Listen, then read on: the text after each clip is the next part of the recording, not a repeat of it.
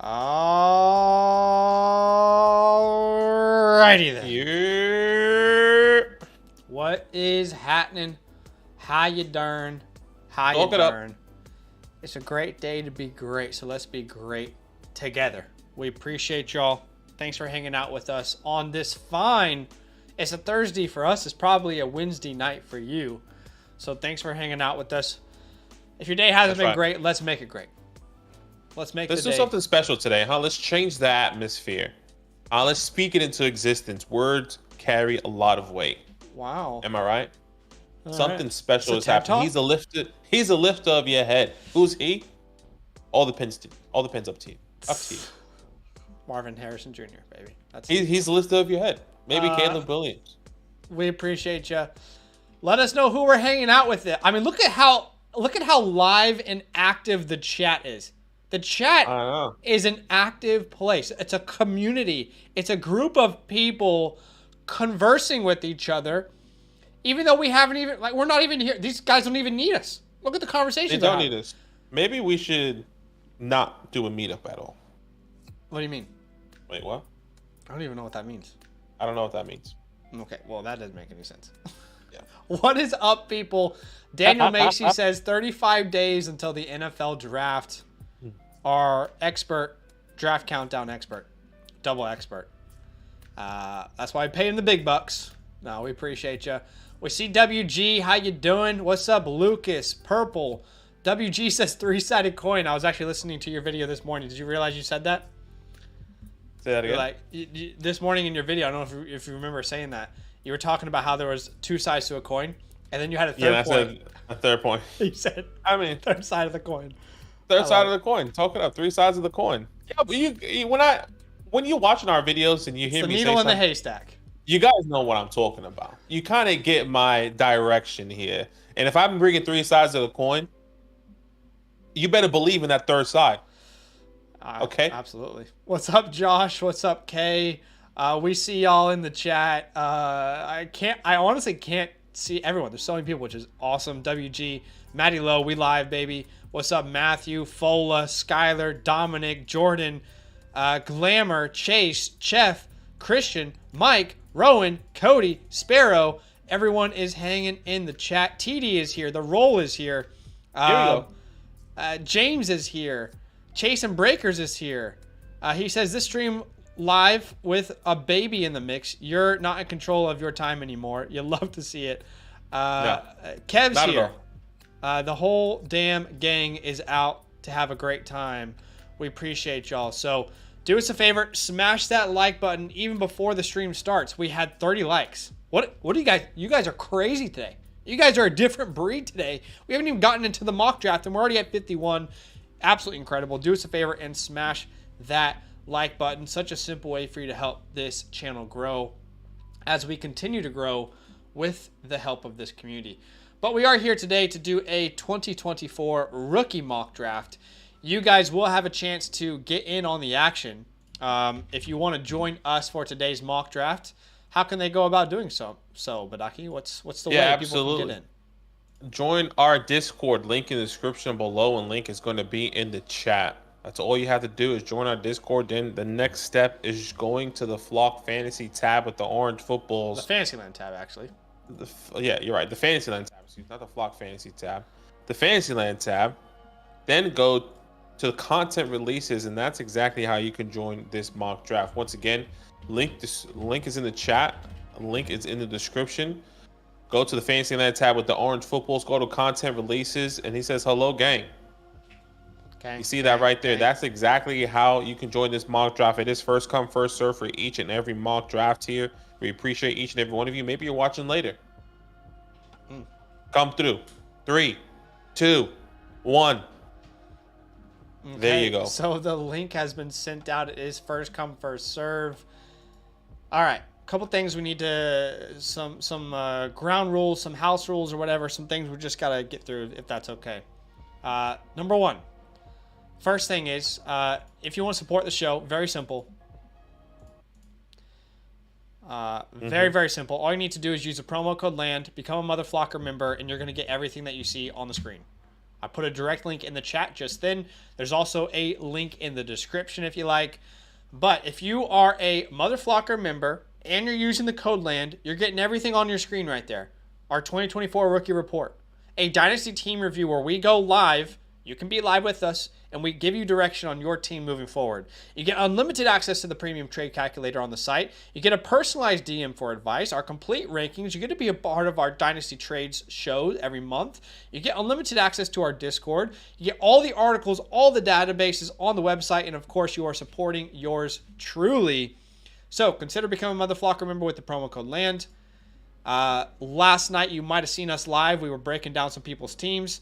Tomorrow night, we'll be live breaking down some people's teams. And if you want that experience, that's how you get it done. Direct link in the chat. That's how you do it. But now we've come to the portion where we're going to get into the mock draft, okay? Oh, boy. There's a spicy mock draft we're using for landing spots today. This is from Draft Tech. It was released, I believe, on the 16th. And, yeah, it's pretty crazy. So why don't we all take a second here? Let's get on the same page. Is this mock draft very likely to happen in real life? No, probably not. Most mock drafts aren't accurate of what actually happens. Okay. Is that okay? Yes. So what's the point of this mock draft? The point is to enter a different reality and see what that would mean for Dynasty football. If this were to be true, how would we react in Dynasty rookie drafts? That's the whole point of today. And today's mock draft is from Draft Tech, number 17, their 17th mock draft. We'll go through this quickly together. So, in today's world, Caleb Williams is a Bear. Drake May is a Commander. Jaden Daniels is a Patriot. Marvin is a Cardinal. The Chargers go Rome Odunze at the 105. J.J. McCarthy goes to the Giants. Malik Neighbors to the Bears. This is where things get wild. People are going to hate this. They're going to say, there's no way this is going to happen. Absolutely not. Absolutely not. Absolutely not. Okay, just for today's exercise, let's pretend it happened. All right. Michael Penix goes to the Vikings with pick 11. Bo Nix goes to the Broncos with pick 12. Brock Bowers to the Saints at pick 14.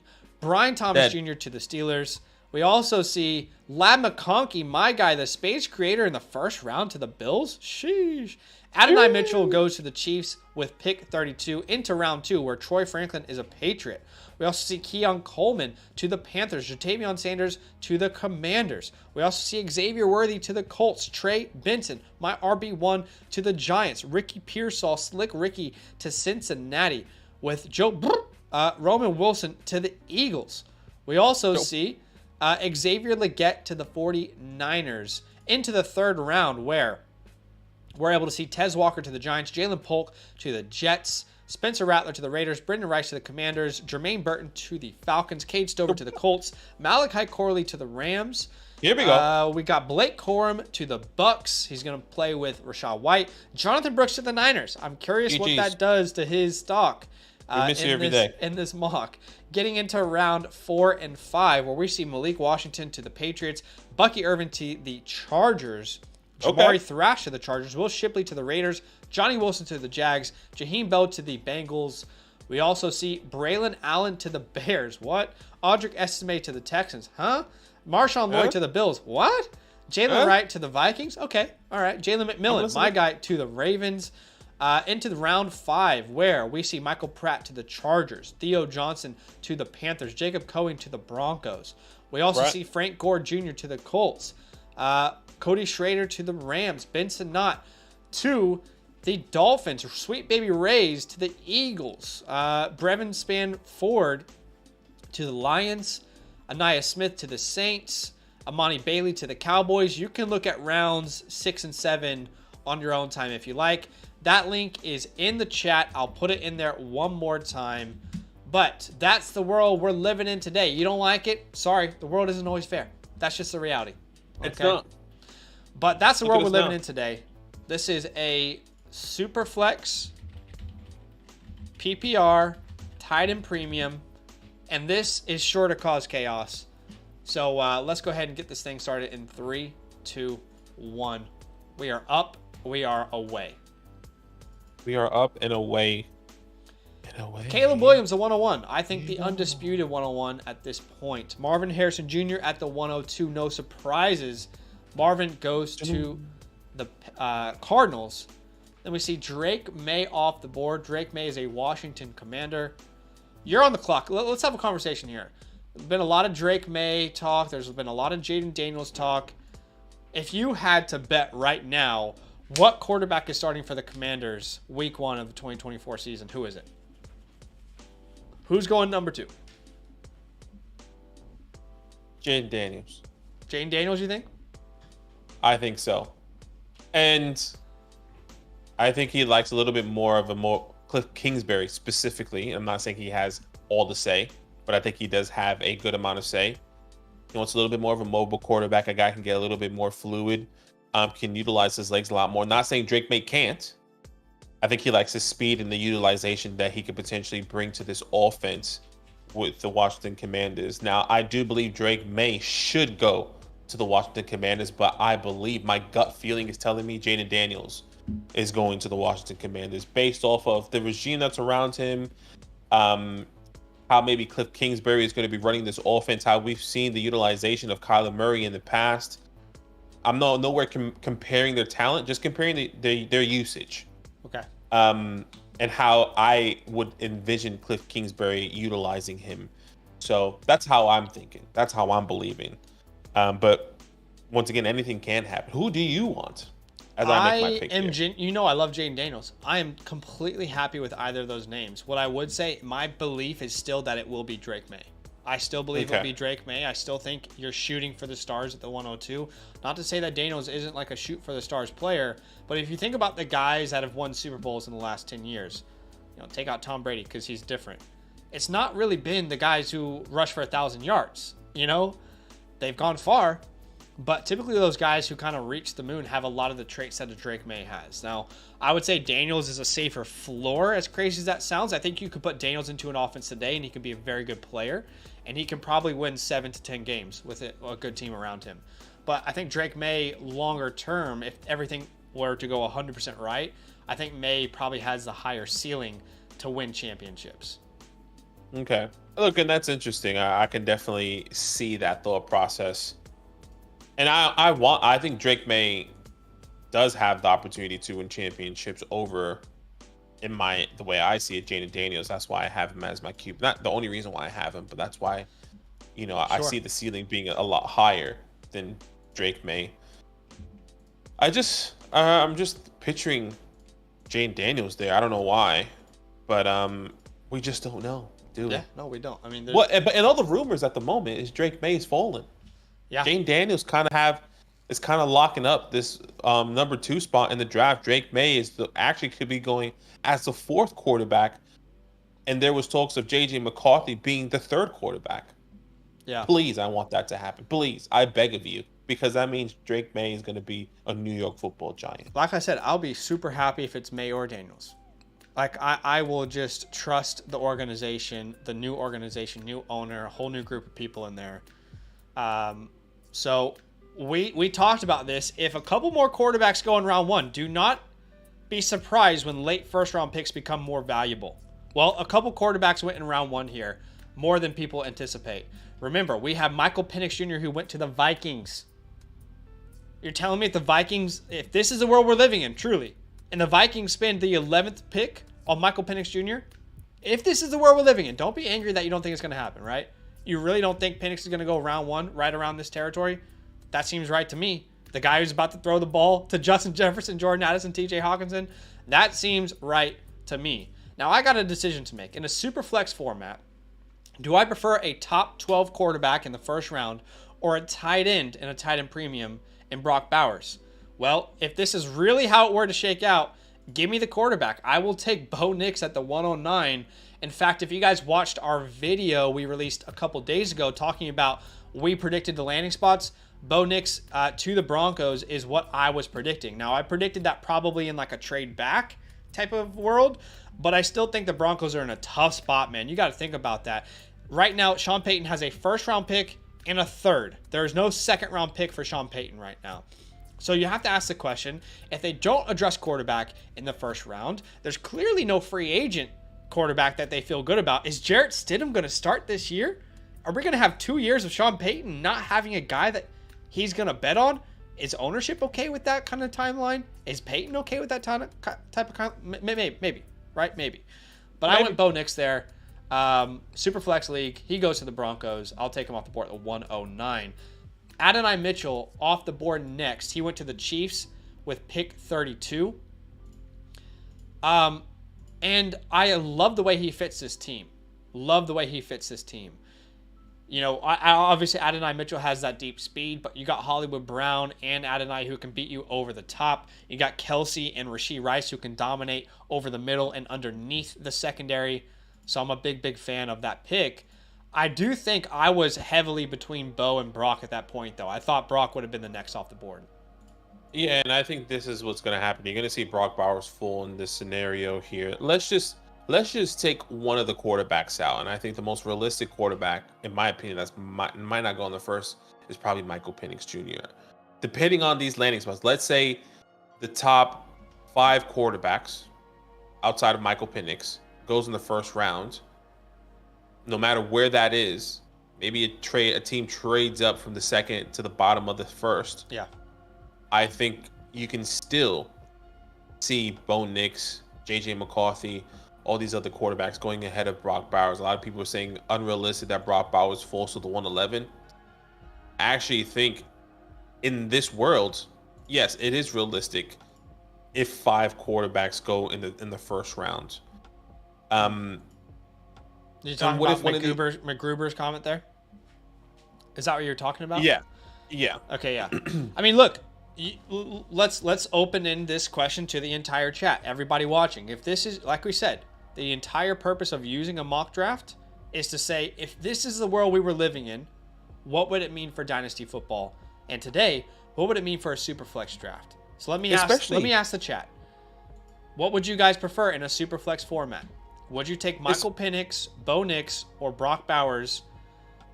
Would you take a Brock Bowers over those 2 names in Superflex? I'm not saying there's a right or wrong answer. I'm posing the question to you guys because you have to think about it. If that is the world you're living in, you're deciding to leave a top 15 first round pick quarterback off the board for a tight end, who, by the way, went to the Saints. Is that right? Do we like that landing spot?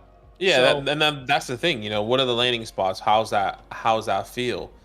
You know, a lot of people may not like the landing spots when it comes down to Bo Nix going to the Broncos. And a lot of people may not like, you know, Michael Penix going to he went to the Vikings, right? Like, it just depends on the situation, depends on the landing spot. I can tell you right now, if I'm in this scenario, I'm looking at the quarterbacks over Brock Bowers specifically based off of the landing spot. Now, we've been there before where we probably overvalue these landing spots and head coaches and positioning and the history of those teams' utilization of that position. But at the same time, in the Superflex League, I think the value and the upside for these quarterbacks feels significantly higher than what I am projecting at the moment Brock Bowers would be in the New Orleans Saints offense. Yeah. We're telling you right now to sell Chris Olave, and not sell, to pivot off of Chris Olave because of the inconsistencies at quarterback. You add Brock Bowers there. I'm not saying he's going to be more consistent, Derek Carr, but I mean, now it kind of just falls into that place where it's like, how inconsistent is Brock Bowers going to be? Or the second half of that side is like, Brock Bowers can be consistent and can open things up for Chris Olave. I still would rather lean on the quarterback play. Here's the way I view it, in case anyone cares, you know, out there. I'm asking myself in a rookie draft, do I feel a need? Absolutely not. I'm not feeling a need in a rookie draft. What? We're feeling a need? I can trade for need. I'm trying to get the most valuable piece in 1 year from now. If I'm thinking in 1 year from now, what is the most valuable piece I can draft on the board right here, right now? Let's play devil's advocate here. Let's say all three of these quarterbacks, all 3 of these players, Penix, Nix, and Bowers. If we're living in this world, they're all top 15 picks. Let's say all 3 of them have the best possible year. That means Brock Bowers breaks records. That means Bo Nix and Michael Penix are just slinging the gun around, right? And they're having a very impressive rookie season. Who's more valuable in a year from now? Well, we can tell you exactly who's more valuable because CJ Stroud had one of the best rookie seasons ever. He's a top 3 overall valued player in Superflex leagues. Does Sam Laporta go in the first 2 rounds? In a non-tight end premium, no, he doesn't. In a tight end premium, sometimes he might. A lot of times he'll be available in round 3. Now, how about Anthony Richardson? Anthony Richardson played 2 full games last year. 2. And he is way more valuable, even in tight end premium leagues, than Sam Laporta today, right?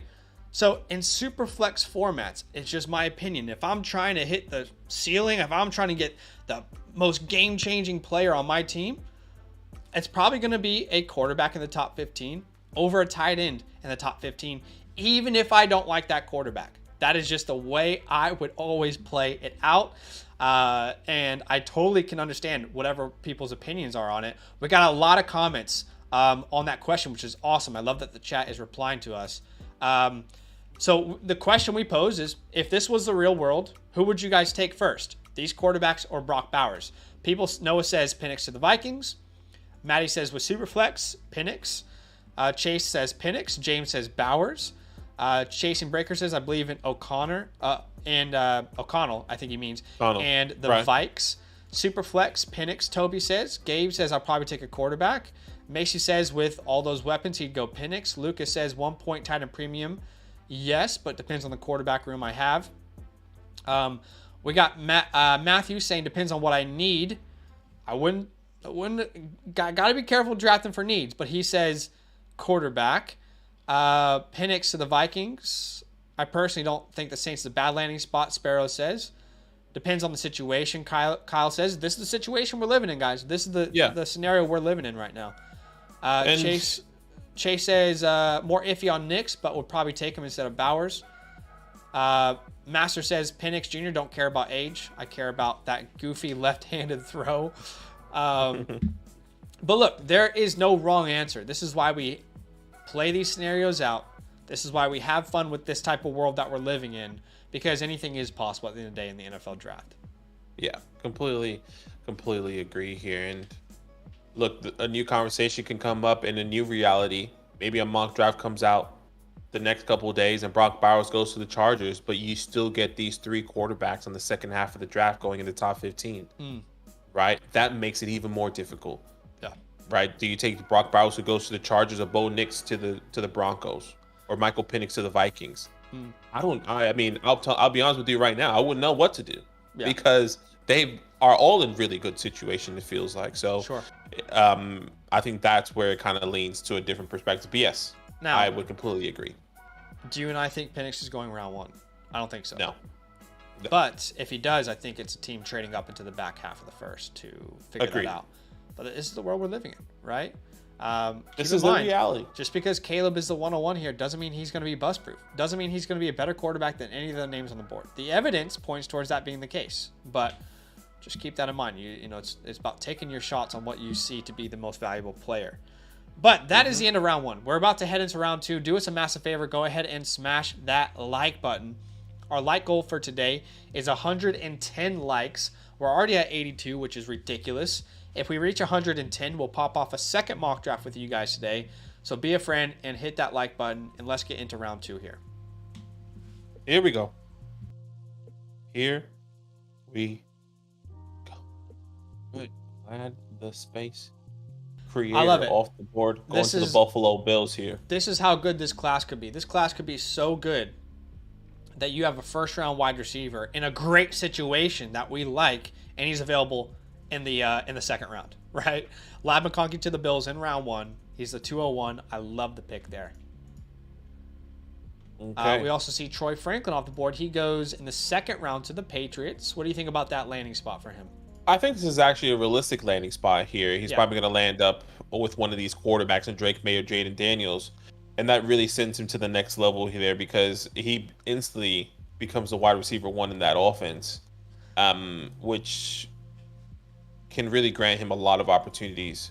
So I actually don't mind that landing spot for him. Yeah. We also see Trey Benson off the board. Makes sense. That's probably the next best player there. I might have actually... If this is how the world panned out, I don't know. That's tough. But I like the pick. Trey Benson and Troy would be really close there. Yeah. He goes to the Giants. He gets to compete with Devin Singletary for that job in a new offense with no Saquon. What are you thinking at the 204? Yeah, looking at it here, I was trying to go Trey Benson. I thought he might fall to me. I might go a little bit different here. Not different, but I like the landing spot, and I think it really catapults him up to this 204 position here, and that's Slick Ricky Pierce. Okay. He goes to the Cincinnati Bengals in the second round. I know there is a world where T. Higgins could potentially get traded away. Now, in this world, is that true? There's not really much information on that, but with the trade rumors there, does he go? T. Higgins walks away. Tyler Boyd is a free agent. Slick Ricky can play the slot or the outside, taking over those opportunities from, T. Higgins, or Tyler Boyd, or picking up those opportunities from T. Higgins and Tyler Boyd. I'll take Slick Ricky there, going to the Bengals. I like that. All right, Keon Coleman goes off the board next. I also like that pick. Xavier Worthy and Keon Coleman. Xavier Worthy, a player most of us love, but he falls to the 206 because he goes to the Indianapolis Colts in round 2. Talk about worst case scenario for a player. You land in a situation where Michael Pittman just signed to a long-term deal. They just drafted Josh Downs last year. And it's just like, do we know Anthony Richardson can support Michael Pittman yet on a full season? We don't. We just don't know that. We do not. So it's tough, but obviously the talent fell so far that makes you said, all right, let me take my guy here. Yeah, and it's not the best landing spot. Like we said, Keon Coleman going to the Carolina Panthers, a big body wide receiver. You get Deontay Johnson, you have Adam Thielen. I'm personally not a big believer in Keon Coleman, even if he goes to a landing spot like the Carolina Panthers where the pathway to opportunity is there. I think he has to go to an elite quarterback to maybe be somehow fantasy success. But he could potentially be a good role player here, no doubt. I see it a little bit differently because I think with the addition of Deontay, a guy like Keon makes a lot of sense in that offense. Deontay and Keon I think that's where we see different. Okay. Deontay and Keon are completely different players. Deontay is going to get open over the middle of the field. He'll be open outside. He's not really going to stretch the field vertically for you. They need to figure out someone on their team who can do that. But Deontay is never going to win. That is never going to be his role. You're in the red zone. You're inside the 10-yard line. Go win this one-on-one contested catch. You got to give Bryce a bunch of different options for him to grow. Yes, you have Deontay Johnson, but Deontay Johnson alone is not going to be enough for Bryce to really feel confident to take that next step. You get a guy like Deontay who's getting open every single play. You get a guy like Keon where you can give him those opportunities to go out and win those one-on-one opportunities if Deontay is going to demand a lot of attention. I really like that fit. Now, does that mean I like Keon as a fantasy asset in Carolina? Probably not. I'm still open to drafting him. But I think when you're thinking about this team and the way he would fit Carolina, I think it's a beautiful fit. I think it's a perfect fit considering what they have right now. And that's just my opinion. Yeah. Jonathan Brooks off the board next. And remember, he went to the Niners in the 3rd round. So we weren't sure how far he'd fall. But he falls to the 207. He gets decent draft capital. It's just not the best landing spot there for Jonathan Brooks, unfortunately. Jatavion Sanders in the tight end premium going to the Washington Commanders with the 40th overall pick in the 2nd round. Not a bad landing spot. I mean, this team is just stacked. Jahan Dotson, Terry, Jatavion Sanders. It's huge there now with Drake May. That's sexy. I was a little bit surprised that that Sanders fell that far in a tight end premium format. I'm probably taking Sanders over. I mean, when does Brooks get to be the guy if he goes to San Francisco? And he doesn't. It would have to be an injury, right? CMC has to be donezo completely until he gets the opportunity. And if I'm not mistaken, CMC has another 3 years on his contract. So unlucky. All right, so I'm on the board. I could paint a picture for one of these round 2 guys that are still available. But paint it. No, I don't know if I want to paint that picture. Okay, he doesn't want to paint it. Instead, let me tell you something. If I'm in the Almost late second, if I'm in the third, and I get a chance to bet on a player that Sean McVay decided I could do something with that guy, Oh boy. I'm going to bet on that player every single time. Malachi Corley goes to the Rams in the third round. And I'm starting to think about this team a little bit differently. I think we all agree Puka Nacua is the wide receiver 1. How long does Cooper Kupp have left? Based off of last year, if he's going to continue to deal with injuries and nagging little things that come up here and there, if he's not going to be the same player, how long does he have left to be that number 2? I'm thinking in a year from now, what is Corley's role? In week 11 of his rookie season, what does Corley's role look like in that offense? So I'll take Malachi Corley at the 209. If Sean McVay has a vision for the player, I got the vision for the player. If Sean McVay got it, you got it. Tez Walker also comes off the board next. He goes to your Giants. How do you feel about him? And it was J.J. McCarthy, that pairing?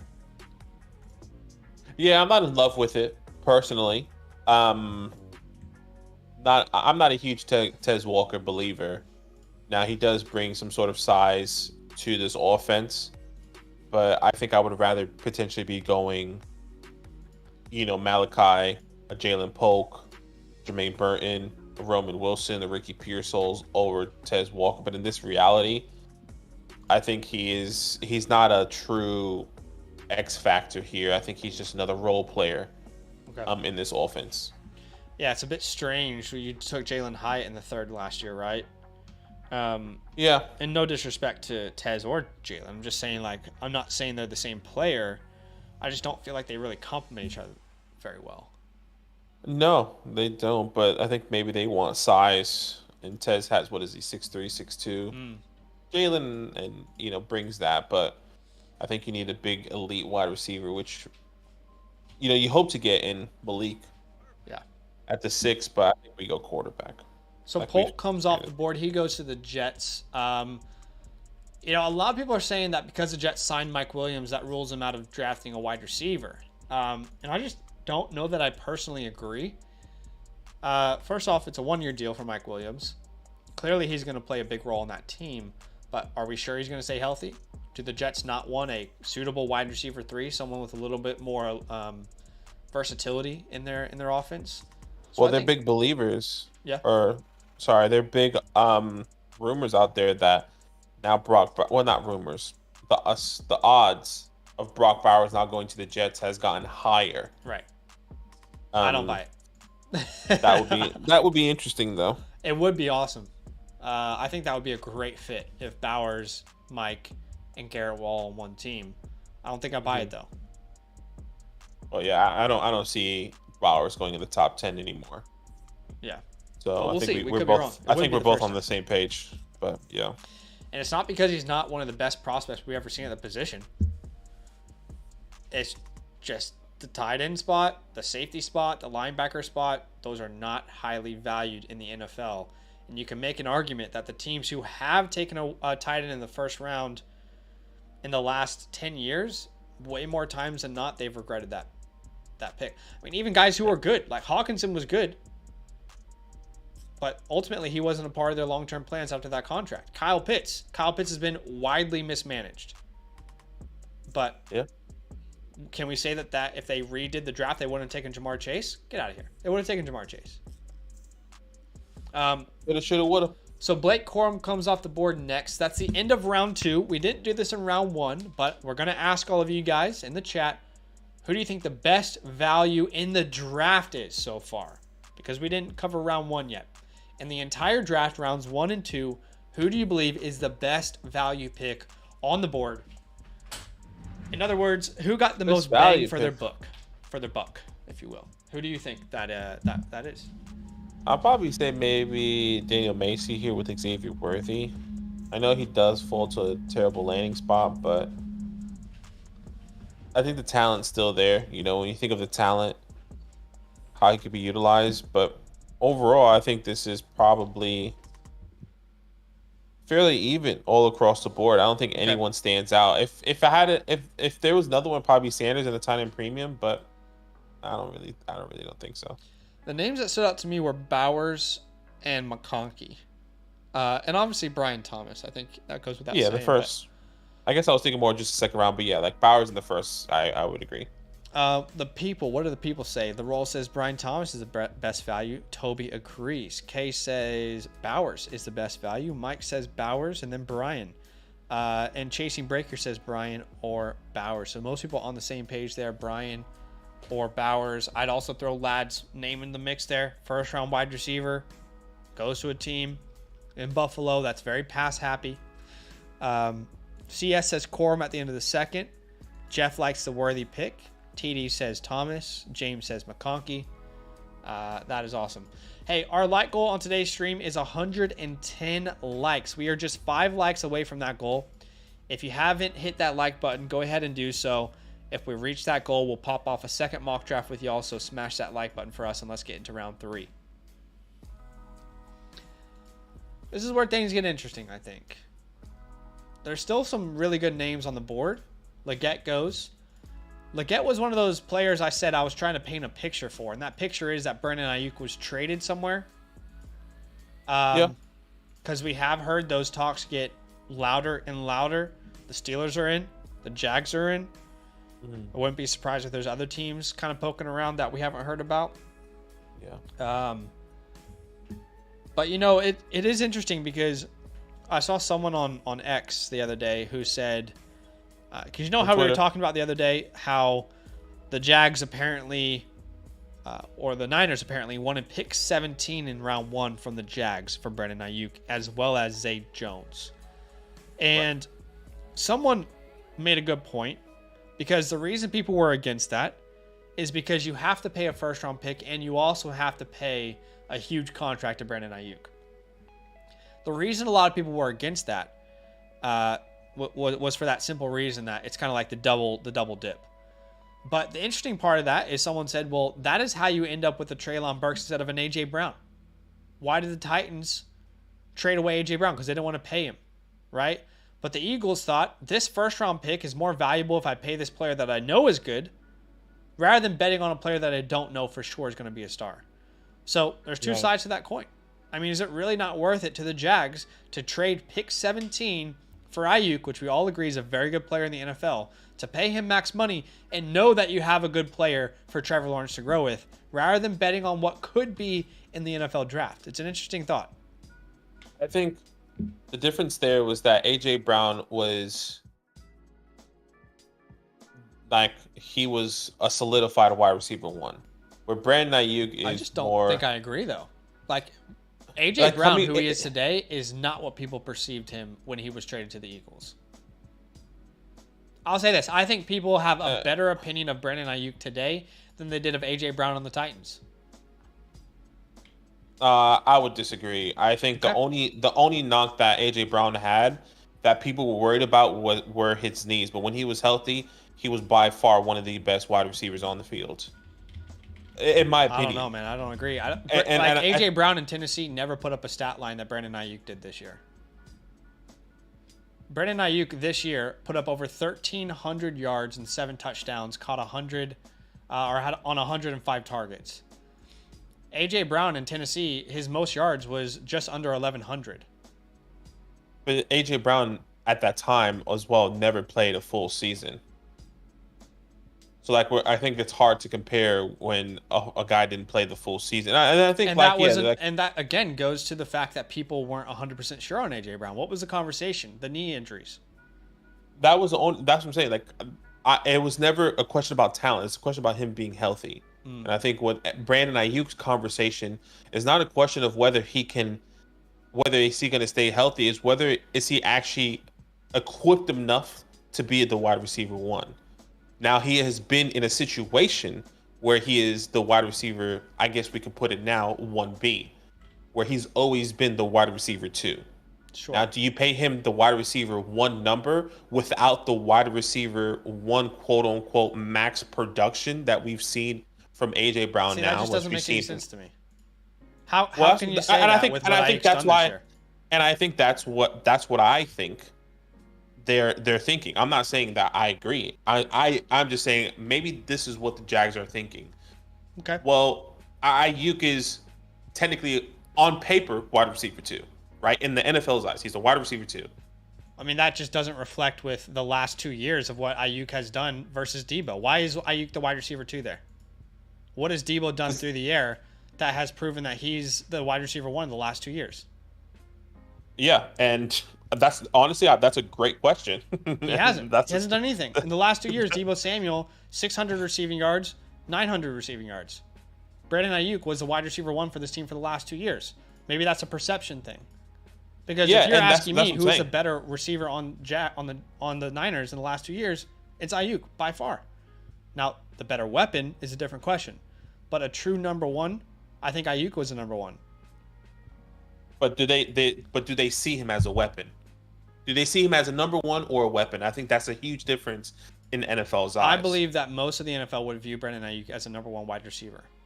But not he already is for his own team. But not a game changer that AJ Brown, like we're comparing situations. If you were to tell me that, what I'm trying to convey is that AJ Brown in Tennessee, people like it's so easy for people to say this now because AJ Brown, look at what he's done since he's been on the Eagles. It's so easy for people to say that now, but people don't remember the conversations we had around AJ Brown on the Titans. And yeah, a lot of it wasn't his fault. He couldn't stay healthy. He never put up a complete season together, and you traded a first-round pick for him. That's what people were saying at that point. Brandon Ayuk has put together a complete season. He is one of the best route runners in the NFL. So to me, it's just my opinion. I could be 100% wrong. I believe that people would have a higher perception of Ayuk right now than A.J. Brown when he was a Titan. It's easy because it's hindsight, and right now, clearly in the NFL, A.J. Brown's the better wide receiver, but I don't believe that was the mass opinion at that time, if that makes sense. Are you there? Or did you fall away? No, I am there. I'm just thinking of now I'm thinking of the Eagles' perspective. Because if that is the case, yeah, make a pick. I'll grab Burton. If that is the case, that means the Eagles saw AJ Brown, regardless of his injuries, as a wide receiver 1 that is worth the contract and the draft pick. They saw the potential if he could stay healthy, sure. But what is anyone's questions around Ayuk right now? So now that means the NFL, or maybe just specifically the Jags, don't see that potential. Because they don't want to pay him and send a first-round pick. That's the issue they're having right now. Yeah, and I think that's probably a perception problem. I got to be honest. I don't think any GM in the entire NFL is looking at Ayuk and saying he's not worth a first-round pick. If that's the case, then he should have got the first round. That means not respectfully, but if that's the case, that's a no-brainer for the Jags. Just like it was a no-brainer. Just like it was a no-brainer for AJ Brown, because I think the NFL at the time, or maybe exactly what I'm trying to tell you right now. That's what I know. I'm not disagreeing. I'm just saying I'm saying I don't think the NFL sees Brandon Ayuk as that. There's a lot of people who questioned why the Eagles sent a first-round pick for AJ and paid him before he played a snap for them. Another big reason about that was that Jalen Hurts. Another a big playing part, like chess piece or whatever it's called, is that Jalen Hurts didn't officially break out then. Yeah, right. He had some good years, but not to that point. He had the good year, so it was you get an AJ Brown, and the big concern was that AJ Brown or Jalen Hurts is not the quarterback. Jalen Hurts can't produce a fantasy relevant wide receiver. Sure. I'm just speaking from an NFL perspective. I'm not bringing fantasy production into it. I definitely. What I'm trying to say is, everyone in the world right now would say the Titans made the wrong move. The Eagles made the right move. So what I'm also trying to say is that if the Jags send the first round pick that they have for Ayuk, they'd be making the right move. What I believe is a top 15 wide receiver in the NFL today, a top 10 route runner in the NFL today. You send that pick for him. You get a guaranteed player to build around Trevor Lawrence. You pay him long term. I think you'll be looking like the smart one long term. Who knows if that round 1 pick and pick 17, the Niners would get a good player from it. Who knows if the Jags would. We think it's a good class. It doesn't but that's not the way it works. The hit rate is always up and down. We got a super chat from LT Gray. He says, how close is TLaw to a bust? 1 more year to prove it, question mark. Ooh. I don't think he's a bust personally. Ooh. I think it's crazy to say that he's a bust. And I would say this. Okay. Go ahead. Sorry to interrupt. I would just say this. I don't think he's going to be the prospect that we all hoped and expected him to be. Okay. As an actual real NFL quarterback, I don't think he is in the tier, in my opinion, with the Justin Herberts, the Lamar Jacksons, the Joe Burrow type tier, that when he was coming into the league, that like a lot of people were saying this is what he could potentially be. In a fantasy perspective, I'm not necessarily sure he's even going to be a consistent top 8 quarterback. I will put him in the top, like, you know, I can see him finishing as QB 9, QB 10 a year or two in his career, which he's already finished as a top, I think, if I'm not mistaken, 7 quarterback last year or the year before. I don't believe him to be the guy that we were projecting him to be, which was that type of upper echelons player as he was coming into the NFL. Okay. And I think readjusting. Now, is he a bust? I would say he's in that tier right above the bust. He's not a bust and he's not a superstar. He's just an above average good quarterback. That's what I see him being right now. How do we perceive the good quarterbacks versus the bad quarterbacks in the history of the NFL? What is the ultimate determinator of that opinion from people? I would argue it's postseason success. Mm-hmm. Sure. Again, I think we so quickly forget the dumpster fire that the Jacksonville Jaguars were for decades. Mm-hmm. Decades. We're talking about how Justin Herbert's a better quarterback than Trevor Lawrence. I know quarterback, team wins on a quarterback stat, but guess who beat who in the playoffs?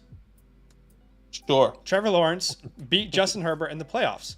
Trevor Lawrence has more postseason success than Justin Herbert in the playoffs. You can make an argument if you feel like that's unfair because based off of the teams that are around them. But for me, to say that he's a bust, to say that he's clearly not better than Justin Herbert, not saying you said that, but like he's not even in that tier. He's not even in that conversation. It's a little bit ridiculous. In my personal opinion, again, what you will go down for is what did you do in the postseason? And the fact, guys, the Chargers have been in the postseason. Phillip Rivers has brought them to the postseason. That team has a long history of being in the postseason. They don't win Super Bowls, but they've been in the postseason. The Jags, you're joking. The Jags have been one of the worst teams in the NFL for a decade until Trevor Lawrence joined that team. So for me, I think we quickly forget what they were to who they are now. It's the same thing I feel about Joe Burrow. The lack of respect right now in the community around Joe Burrow. Do we remember who the Bengals were before Joe Burrow showed up? So has Trevor Lawrence lived up to the hype of being like the next Tom Brady or the next Peyton Manning, right? No, he hasn't lived up to the hype yet. Some of that is out of his control. Some of it is within his control. Has he played up to his potential yet? No. But no, I don't think he's anywhere near a bust. Bust? The word bust is just being thrown around at this point, right? Because a bust is Jamarcus Russell. That's a bust. You want to talk about a bust? That's when you should use the word bust. But no, not a guy who's led his team to a playoff win after they were the worst team in the NFL for a decade. That's not a bust. Let me ask you this. Is he a bust in fantasy? Because I think those are two different conversations. Like, is he somebody that you are going to be drafting in hopes and belief that he's going to win you a championship? Trevor Lawrence? Trevor Lawrence. I think he is one of the best quarterback twos in all of Dynasty football right now in a Superflex league. By far, easily. You're telling me you're doing a startup right now and you're getting Trevor Lawrence in the late second round? Look, the value right now is phenomenal. I would agree. Yeah. But, I mean, who is he going around? Is he going? I mean, I can't think of who names he's going around at the moment. But I think that is when I think of real life fantasy football and I think of real life football and fantasy football, I don't think he's where we ultimately projected him to hopefully be on both sides. Sure. Which I think the readjustment now my expectations for Trevor Lawrence is significantly low. So at the moment, I'm just want to keep trade cut right now Like, would I want Brock Purdy or Trevor Lawrence? I'll tell you right now, I want Brock Purdy. Okay. Would I want Tua Tags or Trevor Lawrence? Right now, I feel more comfortable with Tua Tags. Would I want Dak Prescott or Trevor Lawrence? I would want Dak. I would want Dak Prescott. Okay. Would I want Jared Goff or Trevor Lawrence? I would want Jared Goff. Now, when it comes down to age and building my team, is it smart to be going Dak Prescott, to Jared Goff, or whatever, depending on the contract situation? I think it gets a gray area and we can have a bigger conversation. But purely as a fantasy football talent, as a fantasy football production on a week-to-week basis, I feel comfortable with those names that I just named. Okay. Now, I could be wrong. And, at the moment, I'm just talking out loud because that's actually not reflected in my rankings. I actually do have Trevor Lawrence higher than those guys. And I'm still believing in Trevor Lawrence after this NFL draft because if they do bring another doesn't sound like you're believing in him. No, I'm believing in the situation because if they do draft another wide receiver, then, and I said I have 1 foot in and 1 foot out on Trevor Lawrence. Yeah. If they draft another wide receiver and the situation around him gets better, that makes me feel more comfortable. If they don't draft another wide receiver, I'm not necessarily believing that Trevor Lawrence could be the guy, could have a better fantasy season than the Jared Goff, the Dak Prescott, the Tuas this year specifically. Yeah, that's how I'm seeing it. Yeah, I just don't agree with most of that. I'd take Trevor Lawrence over most of those players, but that's okay. It's just a difference of opinion. I mean, I get that this year didn't work out well. Calvin Ridley was just not a good fit within their offense. And again, I wholeheartedly believe, which by the way, if you want to go on Twitter, you will find the video. If you want to search on Twitter, Trevor Lawrence 1-foot touchdowns. I love Calvin Ridley. Calvin Ridley failed Trevor Lawrence. I love Zay Jones. Zay Jones failed Trevor Lawrence. Trevor Lawrence, if these damn receivers were able to get 2 feet in, would have been close to leading the league in touchdowns last year.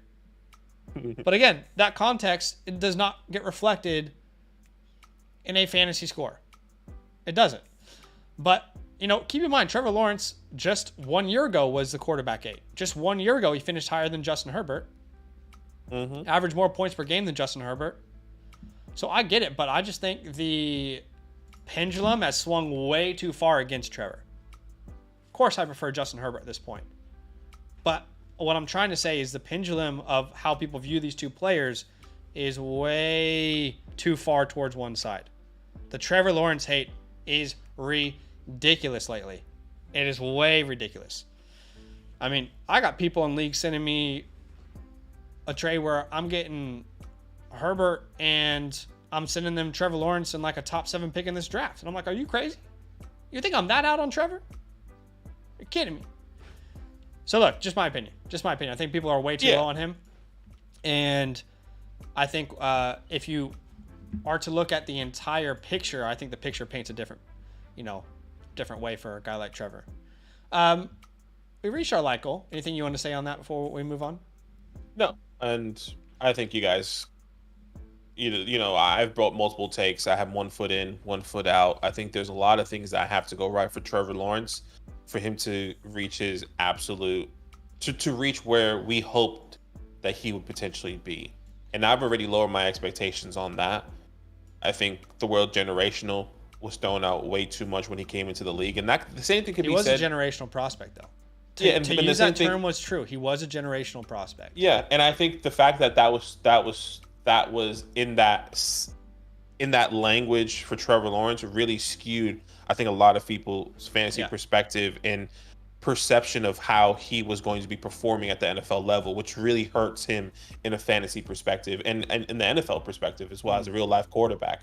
So, and I think the same can be said with, Caleb Williams if he comes out, generational guy, Patrick Mahomes, X type of player. Sure. Anytime you say a player could be one of the best ever, there is no room for them to succeed.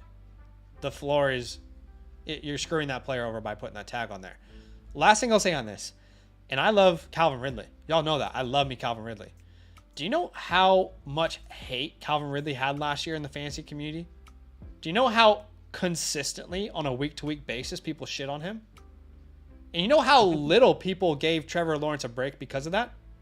it's the weirdest thing in the world. I've never seen a scenario in which the fantasy community was so united on Calvin Ridley not holding up his part in Jacksonville. But also not giving a single break to Trevor Lawrence, even though they agree Calvin Ridley didn't live up to what he should have done. I've never seen that from the fantasy community, and I can't remember.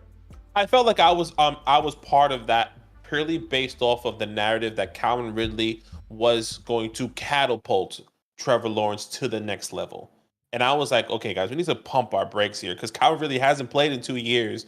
And I was a massive advocate of getting Christian Kirk on his value rather than Calvin Ridley. And we saw that. That didn't happen. And if Calvin Ridley, who has been a top proven wide receiver in the NFL, granted, he didn't play his time, right? He didn't play for 2 years, can't catapult Trevor Lawrence, then who can? And at the same time, yes, maybe they can get somebody else. Maybe they can get a Brian Thomas. Maybe they can get somebody in this NFL draft that can catapult him. Maybe they get a T. Higgins. Okay. What I'm trying to ask you is, do you think what we saw from Calvin Ridley last year is who we believe Calvin Ridley is as a player? Absolutely not. Okay, so where's the grace for Trevor then? That's where I cannot understand it, man.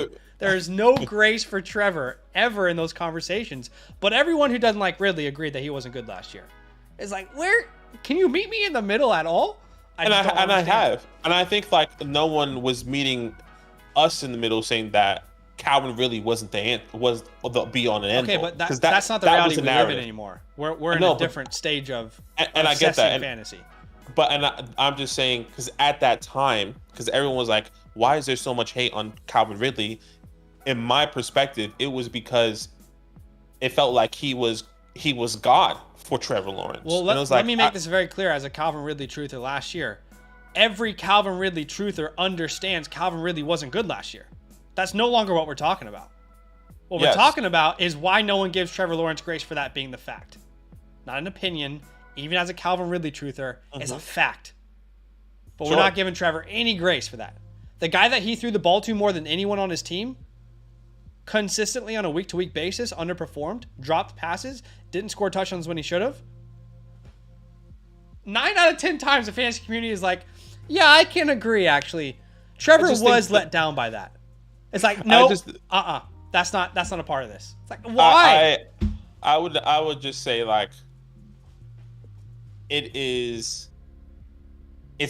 goes on both of them. Don't you agree that like not every pass from Trevor Lawrence was perfect and that he could have placed a little bit better where Calvin really could have set himself up better in some other times. Scenario anywhere. In some other times it would have been on Calvin Ridley and like 100%. I think it's more 50-50. And I think that is maybe my perspective. But like, I wouldn't say it's 50-50. And you know this because I was a huge Calvin Ridley guy. I was taking a lot of heat. I went back and I watched all 22. Okay? I went back and watched all 22 for Calvin Ridley for some of his games. The issue wasn't Calvin getting open. The issue wasn't Trevor hitting the ball to him. There were some games where Calvin just wasn't in the game plan. We talked about that in New Orleans, right? Yes, 100%. That is not Trevor's fault. That is not Calvin's fault. It is clearly this game they did not have any intention to throw the ball to Calvin Ridley because of Marshawn Lattimore. However, I don't believe that there is some disconnect between Trevor Lawrence being able to get Calvin the ball. The amount of drops Calvin had on film, he did not look like the same player at all. It's true. The rust was there. It's true. He was not ready for the NFL the way that I thought he would be. The amount of drops he had, the amount of lack of like body control and like awareness of where a sideline is, that is what held, I think, ultimately him back and Trevor in their connection. And by the way, you keep throwing this guy the ball, he keeps dropping it, he keeps not scoring these touchdowns. You think that confidence is going to play in your head? So I just feel like, again, like it's just a difference of opinion, and that's okay. But I don't think people give Trevor Lawrence the grace, even though they hate Calvin Ridley. And those two things don't add up to me. It's like saying 1 + 2 = square. I just don't understand it. Yeah. Look, we can go on with Trevor Lawrence, Calvin Ridley. I'm 1 foot in, I'm 1 foot out. I've been known to say that all off season. Calvin Ridley, are you in on Calvin Ridley as a tie-in? Because at the moment, for me, I'm not. I would say I'm leaning more towards out. I'm 1,000% in, and it's for 2 reasons. And the first one is that I'm just biased and I like the player. Okay. But the second reason is the price is completely different.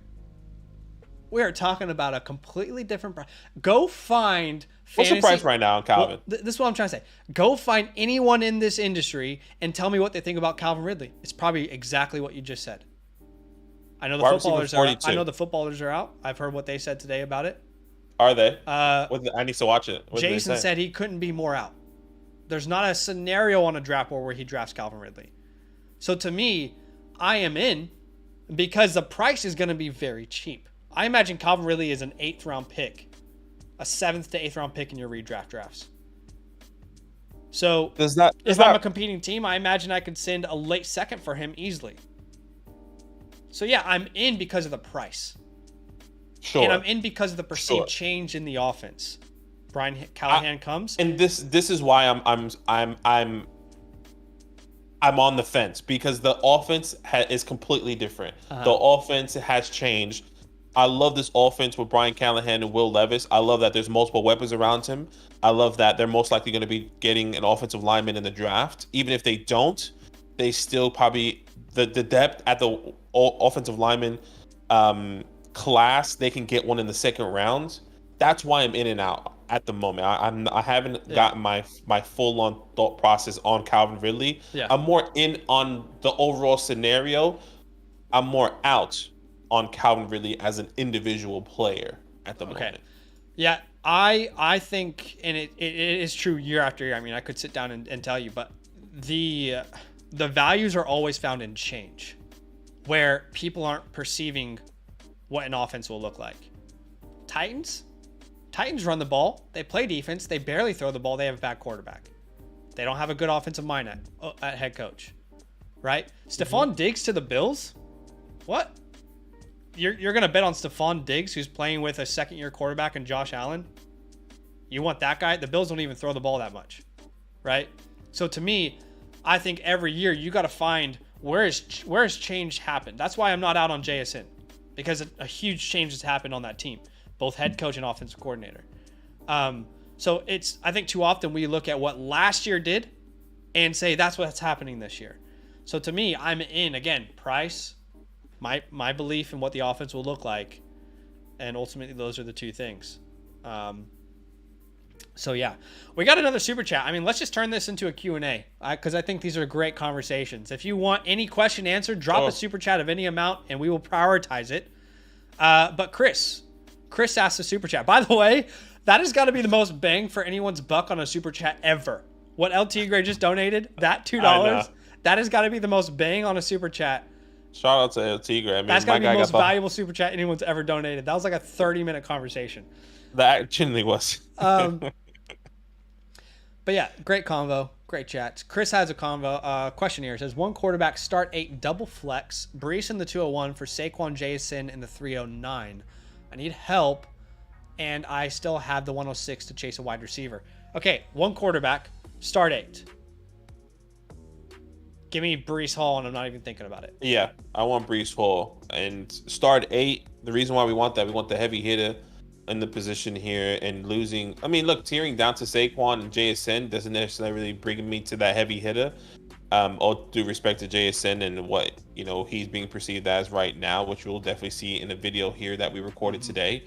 But in a start 8, I still would rather have Brees Hall. Give me the youth, and I'll just take the youth, I guess, when I'm thinking about this situation. Yeah, I agree.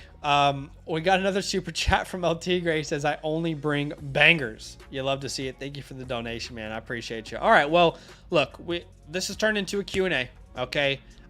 Here's the deal. We will be live for the next 10 minutes. All right, we'll be live for the next 10 minutes. We'll do it exactly like we do it on the Redraft channel when we do Q&As. Super chats will get answered straight away. Otherwise, we'll try and go in order and answer questions, okay? So if you really want something, you want to grab our attention, super chat. Otherwise, we'll try and go in order. And I see Ingsy in the chat. He says, who are you taking, Burrow or Mahomes? Stop being ridiculous. Stop it, Ingsy. I love the blind hope, though.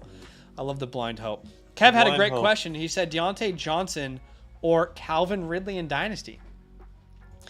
That is very close. In fact, I'm going to need to double check my rankings on that before I give you an answer. I know who I would If they had the same contract, Deontay Johnson. Yes.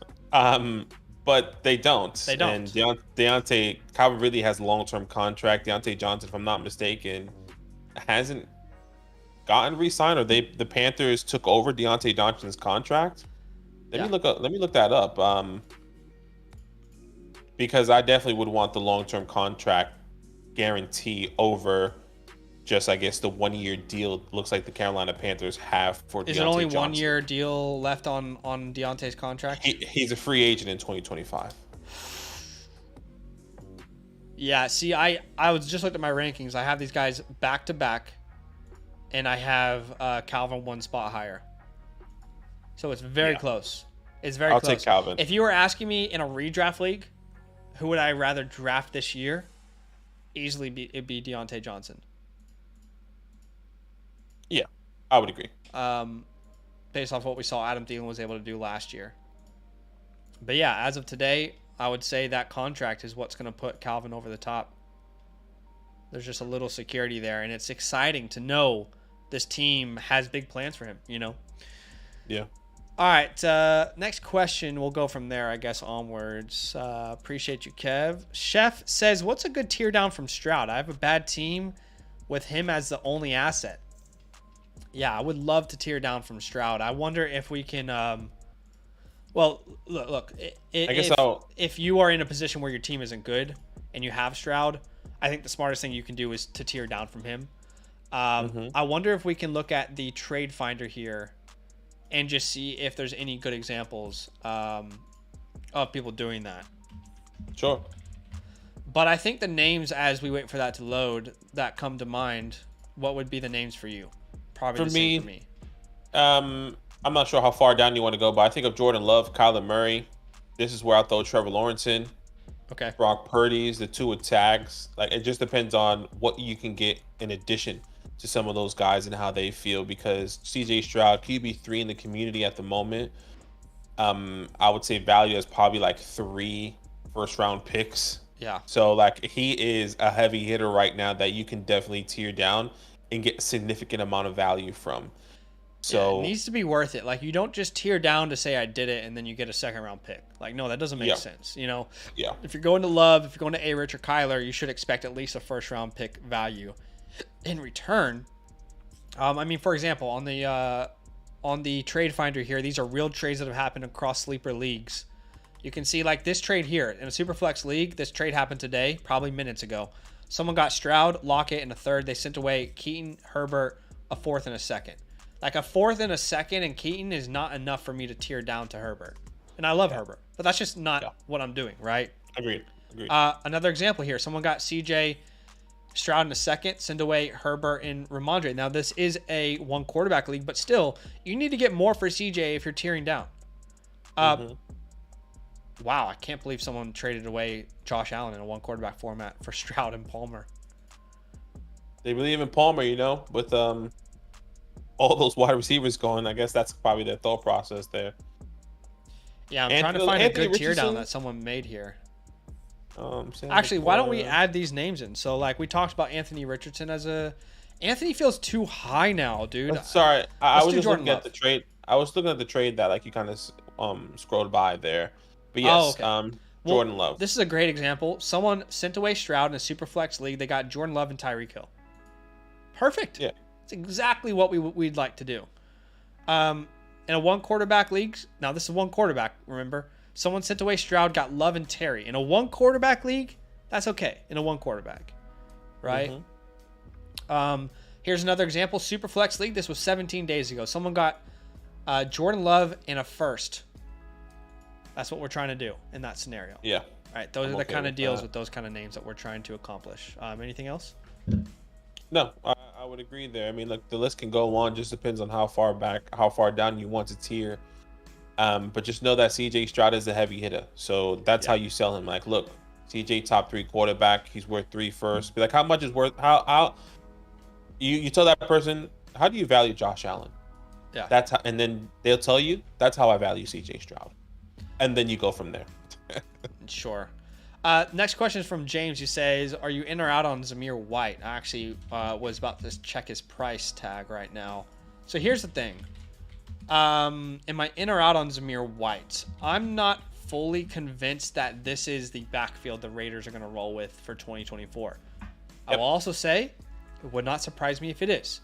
If it is Madison and White that they roll with, I'll be in on White. Now, I do think they could add a running back in the NFL draft. I still think that's possible. Zamir White is right now valued around the 208. Would you rather have the 208 or Zamir White? That's what Keep Trade Cut says right now. That's a fair trade. A lot of people use Keep Trade Cut. We wouldn't really advise it on exactly like trade values. I don't think it's that great. But that's the price, the 208. Even if the Raiders don't go running back, I think the 208 is more valuable. Well, 208 in our latest mock draft that we just did in a super flex, people that went around the 208, now keep in mind it's probably a little bit skewed and different because it's based off landing spot. Jonathan Brooks at the 207 just went. Jatavion Sanders at the 208. Malachi Corley at the 209. Devontae Walker at the 210. And it just depends. And Blake Corum was a third-round pick, a higher pick than what Zamir was. He was at the 212. Mm-hmm. Bucky Irvin, drafted higher than Zamir was in this mock. Jalen Wright, same thing. Braylon Allen, same thing. So I just think, here's the way I would view it. I cannot tell you if the Raiders are going to add a running back or not. It would be foolish for me to tell you they are. I think they could, but I can't tell you that they won't, or they will. But what I can tell you is the 208 is not going to lose value. Yeah. The 208 is not going to lose value. That is exactly why I would personally, right now, I'm willing to take that risk. I'm willing to take the risk on holding Zamir White. Okay. Because if they do get somebody that is, let's just say they get Blake in the third round, like we just seen in the mock draft, and he goes to the Raiders. Does Zamir White value significantly drop or rise? I don't think so. I think it kind of just sways within him. It may not be the Blake 208. Corum gets drafted to the Raiders?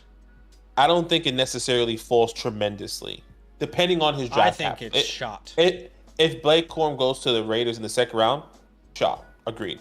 But if Blake Corum goes to the Raiders in the fourth round, I think it's different. I still think it's shot. He can go in the fifth round. Sure, and maybe that's what we see differently, but I don't necessarily believe that his value is going to significantly. Yes, his value would plummet if, depending on the draft capital of that running back, but I'm willing to take the chance and not get the 208 because that's essentially going to be the running back that probably gets drafted. Well, wasn't Zamir White himself a fifth-round pick, or am I misremembering that?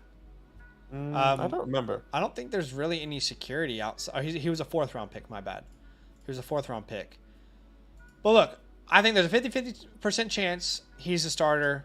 There's a 50% chance that they draft someone to compete with him more than Alexander Madison. And at the end of the day, if I can get the 206 to the 208, I'm 100% taking that, in my opinion. Yeah, I hear you. Kay says, how much on top of Bryce Young would you use to send away Jordan Love? So Bryce Young plus something to get Jordan Love? Yeah. Bryce Young plus what equals Jordan Love? I think it depends on who has Jordan Love and how they value him. Is one quarterback, two quarterback? I mean, let's just say I'd say a late first. The 109 to the 111. That gets you in the door. I agree. I don't know that that's a finishing deal, but that gets you in the door. Yeah, might have to do like a pick swap or something. Yeah. All right, we are 10 minutes past. Why don't we quick fire through 5 more questions here? Sure. Toby says, do you think it's worth trading the 103 and the 109 for the 101? 12-team Superflex. Depending on your team. How many starters? I think a lot of context is needed there, but I would say this. If you are in need of a quarterback and you don't have you only have one top 10 quarterback and your other quarterback is Daniel Jones, and you have,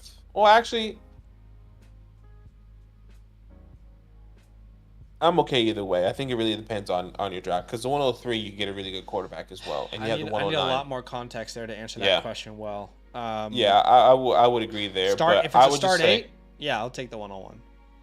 You know. Yeah. 100%. MLF, and this isn't a very reliable source. We can all agree. Most of these type of accounts aren't very reliable, but they put out a report today that said if Russell Wilson doesn't play well in training camp, he could be released by the Steelers. This is an NFL executive told ESPN this. Now, well, this is why I think we have to contextualize that, right? Because the source is, by the way, MLF, extremely unreliable, but the source is an NFL executive told ESPN. Do you think that executive is from the Steelers? No. So this is an NFL executive's opinion on what the Steelers might do in their own building. But if you think about it, I think they could release him if he doesn't play well. Thanks, bud. Thanks for that insight. I just think that, like, I don't think there's instant competition. Like, sorry, I don't believe in the narrative that there isn't competition. There isn't competition. I agree with that. I think it is a competition. Exactly. I believe there is a competition. If Justin Fields is the better quarterback, they're going to do that. And they have no reason why they should keep Russell Wilson, or Russell Wilson is going to say, you know what, I'm a team player. You go start Justin, and I'll be ready. I think this competition, and Justin Fields could potentially be starting day one, depending on how he goes. I think there will be a competition. What I would say, I would be absolutely shocked if the Steelers release Russell Wilson. $1.2 million. That's a joke. There's no reason to release him. That makes no sense. Even if he doesn't want to play backup, tough shit, bro. If Fields get hurts and you lose a job, you're the cheapest backup quarterback in the last 5 years to ever be on a team, right? In Russell Wilson's mind, it's like, I could just make a mill just sitting on my couch, though. Release me, please. Yeah. All right, we're going to answer one more question. It's from Lucas. He says, in a startup at the 112 and the 201, are you taking A-Rich or Caleb Williams? Both. Yep. Back to back. Bang, bang. Yeah. Don't overthink it. Yeah, why not both? That is it for today, guys. What's up? Ingsy is going ham in the chat. You love to see it. Do you think I have a chance to win the Dynasty Championship? I think you are the winner in my heart. In my heart, Absolutely you are the not. winner in the Bravo League. Absolutely not. I'll shoot you straight. Your team shit. I'm joking. I don't even know who's on your team. I can't think of his team right now. It's all Houston Texans and Bengals. So no, absolutely There's a lot riding on that. But hey, guys, we appreciate you. I'm sorry we couldn't get to every single question. But thanks for the support. Thanks for the super chats, the likes. If you haven't hit the like button yet, go ahead, be a friend, smash that like button. And, we will be live tomorrow night. Yep. And tomorrow night, we'll be doing team reviews. So we'll be looking at people's teams who support us, and we'll be live telling them what direction they should go with their Dynasty team. If you want that perk in return, all you got to do is become a Mother Flocker member with the promo code LAND. I put a direct link in the chat for you. It's also in the description. But when you become a Mother Flocker member with the code LAND, you get our 2024 Rookie Report. You get a Dynasty team review. Get unlimited access to the trade calculator. You get a DM to us. You get our complete rankings. You get to be a part of our Dynasty trade show.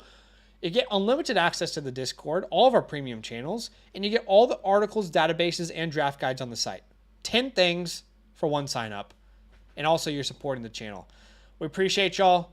Thanks for watching. Drop a like. And we'll see you soon. All love. Love.